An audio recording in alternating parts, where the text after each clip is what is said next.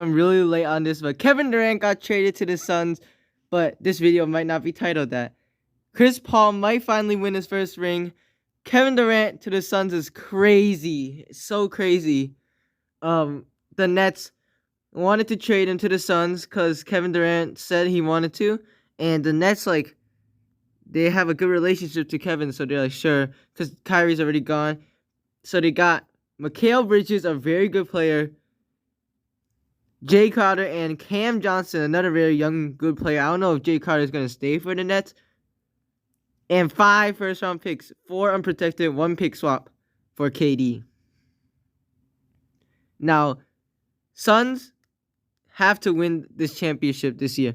This year, so many teams improved in the trade deadline, and so many teams have a chance to win. The Suns are making it probably they're definitely the best team in the West now with KD, and they still have decent depth. They just traded, I'll make a video of this later on the rest of the trade deadline, but they just traded Dario Saric for Darius Bazley, a young player with decent potential to do good. And with the Kevin Durant trade, they also got TJ Warren, a bucket who used to play for the Suns. So they have KD, Devin Booker, CP3 as the big three.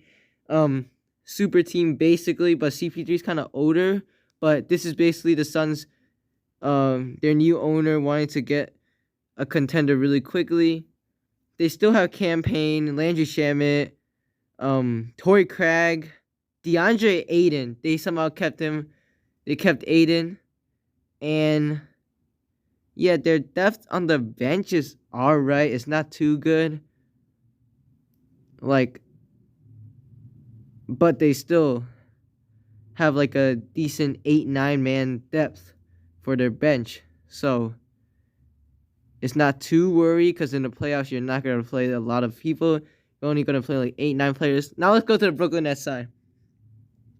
The Brooklyn Nets have so many good players, but they're all role players. They still probably are going to make the playoffs as like a 7th or 8th seed because their record is so good compared to the rest of the East.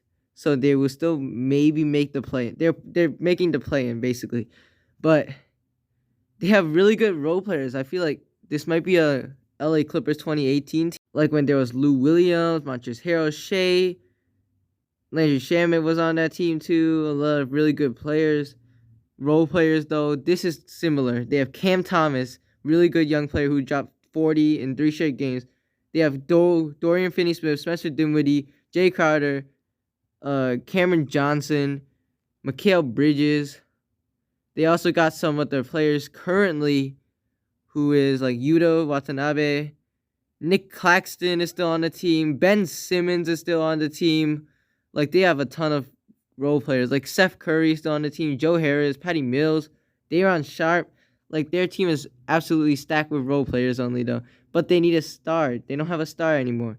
Nick Claxton and Ben Simmons. Ben Simmons used to be a star, but not anymore. So that'll be interesting for the East. It's getting a little worse, and the West is getting a lot better. That's basically it. Thank you guys for watching. We're out.